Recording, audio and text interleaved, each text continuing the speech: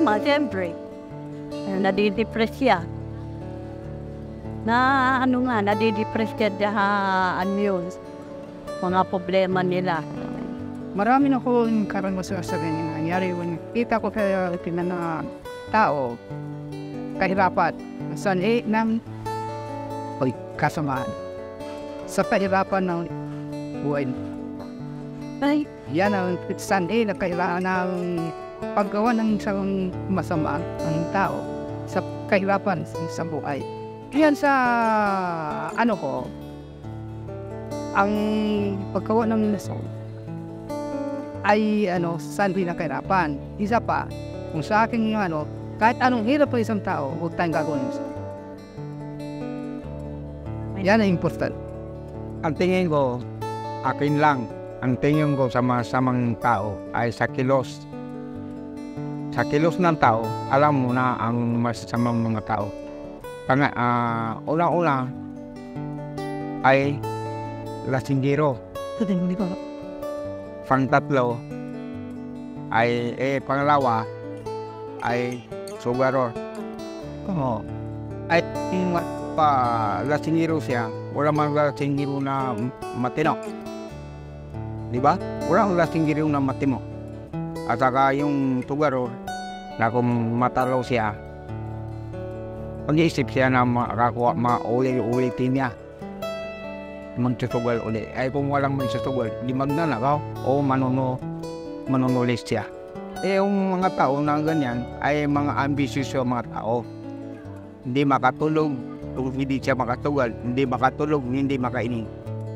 Magawa ka ng kuwan na magsisimba ka. Kasi yung magsisimba, bawal, maraming tinababawal doon na magsisimba. Diba? Magsisimba ka, hindi ka makaisip na masama. Kasi takot ka sa Diyos o aura. Ano nagkakaroon ng meron financial? Financial ko. Sincret. Pag wala ka makain. Mapa. Nakapanisip ka na ano. Nakakaw fast. Number 1, nasoba. And tumatay ka ng tao. Para ikaw masurvive ang ano mo. Pero hindi lang. It's kailangan ka. Masamaw ka. Kaya maximum ka ano mo. Pag-iisip mo, trabaho ka, amuwal ka kung ano. Parang hindi naman pag-iisip sa inyo. Yan ang last. Kahirapan. Yan ang malaking sa pag-iisip ng isang tao na masama sa kahirapan. Katulad sa atin ngayon, mahirap tayo. Mahirap ang buhay ngayon, di ba? Pag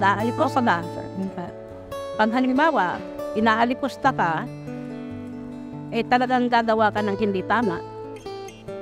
Kung halimbawa, iniluyura ka ng isang pagkatao mo, talagang halos ipatay mo ng isang tao. Manahimik ka. Tumawag ka sa Panginoon. Lord, tulungan mo ako. Ano ba dapat kong gawin sa oras na ito? Ganun lang. Na simple. At tutulungan ka niya. Sa psychology, sinasabi na ang tao ay nagsisimulang makakilala ng kasamaan sa murang edad, kadalasang mula sa mga karanasang nagbibigay ng negatibong emosyon o trauma.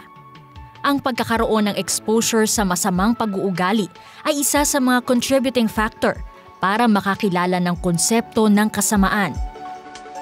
Pero ayon sa Biblia, saan nga ba nanggagaling ang pag-iisip ng masama? Ang ating kaisipan kung minsan ay tinutukso ng masasamang espiritu para tayo mag-isip ng hindi marapat sa paningin ng Diyos. Ang isang tao bilang isang nilalang pwedeng maimpluwensyahan ng dalawang kapangyarihan.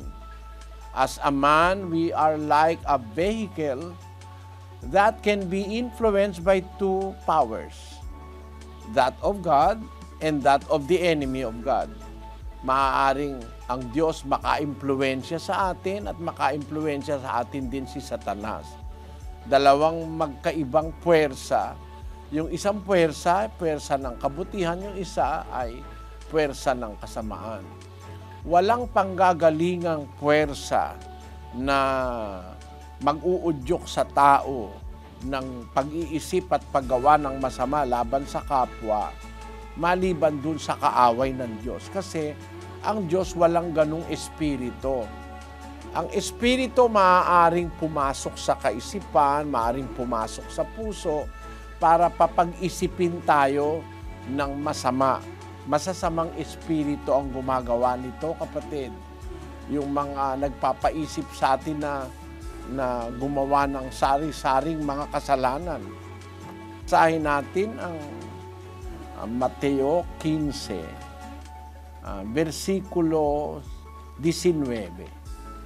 Sapagkat sa puso nanggagaling ang masasamang pag-iisip, mga pagpatay, mga pangangalunya, pakikiapid, mga pagnanakaw, mga pagsaksi sa di katotohanan, mga pamumusong. Sabi ng Panginoong Yesus, from the heart, sa puso, out of the heart, proceed evil thoughts, murders, adulteries, fornications, theft, false witness, blasphemies. It comes from the heart. But why is it possible that from a human heart will come all these evil things? Bakit nangyayari na manggaling sa puso natin ang masasamang bagay? Pagsisinungaling, masamang pag-iisip, pangangalo niya, pakiapid. Bakit? Anong dahil? Basahin natin ang 5:3 ng Gawa. Datapwat sinabi ni Pedro, Ananias, bakit pinuspos ni Satanas ang iyong puso upang magsinungaling sa Espiritu Santo at upang maglingid ng isang bahagi ng halaga ng lupa? Ayon. Yung palang si Satanas, masamang espiritu, pumupunta sa puso para magsinungaling ka, mag-isip ka ng masama. Kaya sabi ni Pedro kay Ananias, Ananias, bakit pinuspos ni Satanas ang iyong puso para ikaw ay magsinungaling? Ang lahat ng kasamaan maaaring manggaling sa puso dahil merong Satanas na pumupunta sa puso at sa isip ng isang tao.